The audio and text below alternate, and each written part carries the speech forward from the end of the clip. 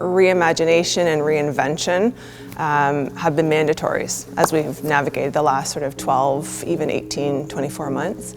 Brands that have not reinvented themselves and kept on the pace of what's happening are certainly seeing themselves left behind. It's been a challenging time. The fragmented media landscape and the fact that consumers have a lot of opportunity to consume media in different ways, and there's a lot of bouncing around of that consumer eyeball, and so grabbing attention and ensuring that you can sort of be with that customer through that journey has become critically important.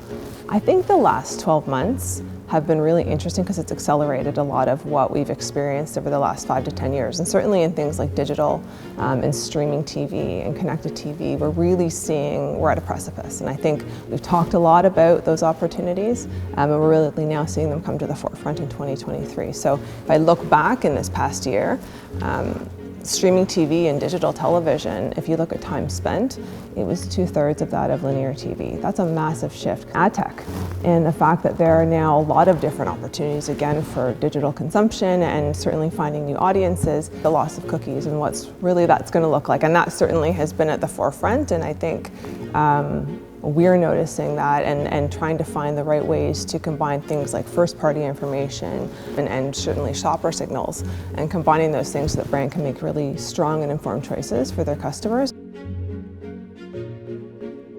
Influence is certainly being attuned to the customer and understanding what's happening in the environment, but then using that knowledge and that size and power for good, and making sure that you're really sort of moving the economy and the customer along in a positive way.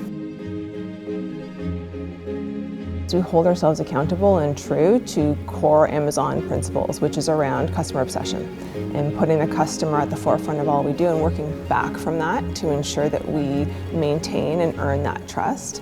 Being authentic and really putting the customer first is at the core of what we do, and certainly we've seen that through research studies that we've done, where aligning with social values is really at the forefront of what customers want to see. And it's not just aligning with those values, but it's actually having a proof point. Peer reviews are a tenet of authenticity and accountability. And so I think they are really important to making sure that we say what we do and mean what we say. Trust. And we talked a little bit about authenticity and building that trust and maintaining that trust really with the customer at the core of that, and ensuring that you continue to sort of maintain that relationship. The utility for the customer. And again, everything is customer centric. So we wouldn't be in the business that we're in if we didn't put the customer first and ensure that we showed up as a really useful brand. I find inspiration really in the next generation. I think I would like to say I'm digitally proficient and I'm up to date on all things measurement and digital. However, certainly that next generation is very much on the pulse of all things digital, and so I take great interest and pride in being a judge in things like the Globe and Mail Young Lions competition or Canada's Next Top Ad Exec.